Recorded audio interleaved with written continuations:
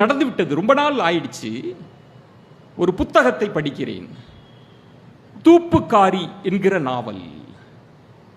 மலம் அள்ளக்கூடிய தொழிலாளர்களின் வாழ்க்கையை பற்றிய நாவல்.